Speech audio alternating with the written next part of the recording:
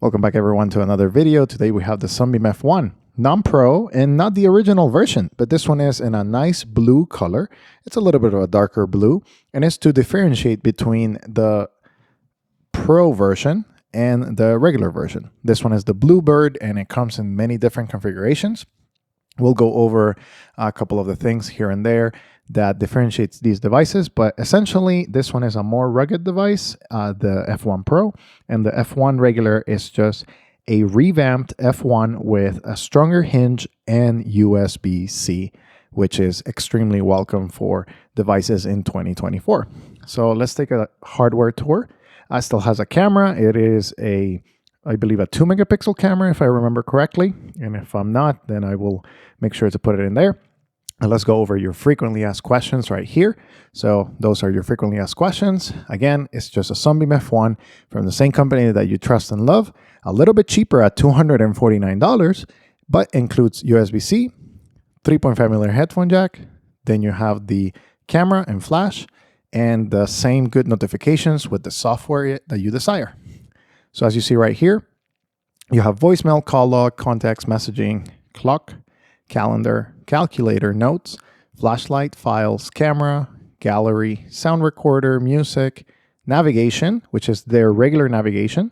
And then you have weather, Waze, and backup. So again, you have a couple of extra little features in here, but essentially this is where they will update everything. The messaging experience is still top-notch with a lot of threaded messaging and group text messages included. So I highly recommend it. And they have multiple ways for you to type. Number one, they have the T9 engine, but you can change that to something like ABC. You have emojis and symbols, and you also have the ability to tap in this specific version, and you have a QWERTY keyboard if you need to use it there. They also have a optional voice to text, which is the cost is about $3.50 per month. I definitely think it's a good value because it also gives you directions, offline maps, and weather. So again, there's a couple of extra nice little things here and there. The keypad is very similar. It's still plastic, but you know, it feels good in the hand. The hinge has definitely been reinforced. You can feel a little bit of the springiness right here coming over. So I definitely appreciate that for durability's sake. And this is a very light device. It's not super heavy compared to the F1 Pro. As you see here, the F1 Pro is a little bit thicker. And also, I believe it's about the same size. But yes, it elevates, just protrudes a little bit more. But it has that rugged back. This one you can just snap here. But for the F1 Pro, you have to, go around and take out the back and the battery. They both have similar functions. The speaker is a little bit louder on the F1 Pro just because I think of the design. Speaker grill is still adequate on the Sunbeam F1, but it kind of just depends on what you desire.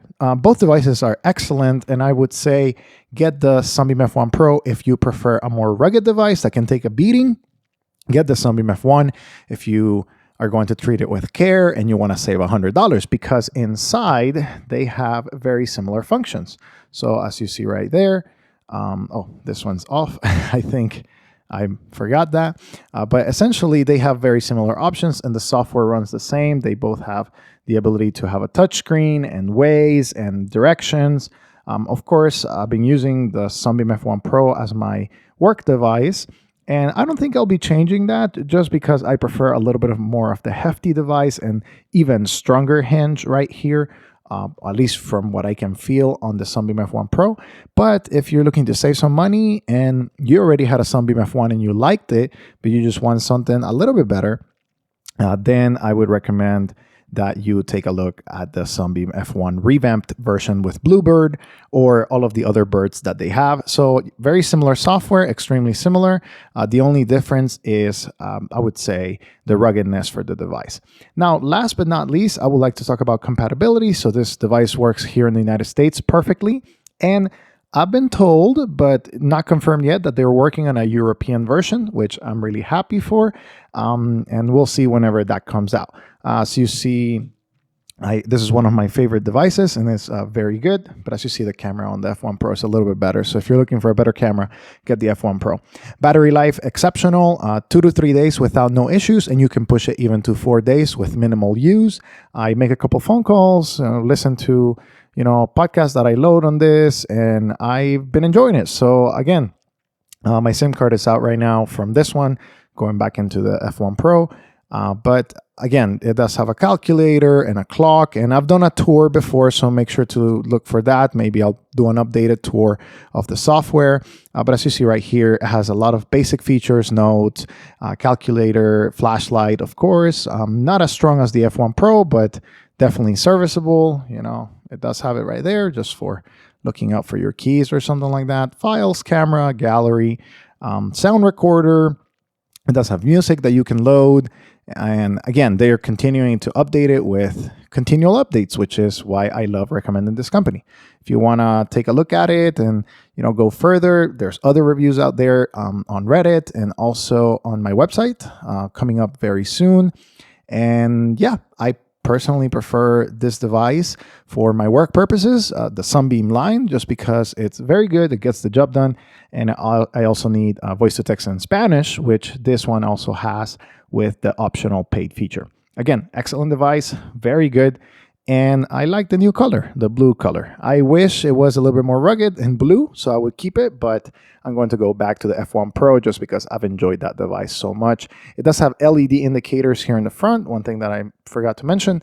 But again, very good device for $250, one of the strongest contenders under $300 with, of course, the Light Phone 2. But I would say right now, this one is even stronger if you don't mind the design, just because of that USB-C. But of course, as we heard from the live stream last week, there's other competitors coming here for the Sunbeam F1, and we'll probably see a Light Phone competitor and Mudita competitor coming up this week as well. So we'll see a very exciting time for digital minimalists and also for companies that actually support the customer. So stay tuned for more. And if you have any questions about this device or any of the other devices, let me know and I'll be interacting with you guys. Hopefully you have a great weekend, and I will see you in the next video.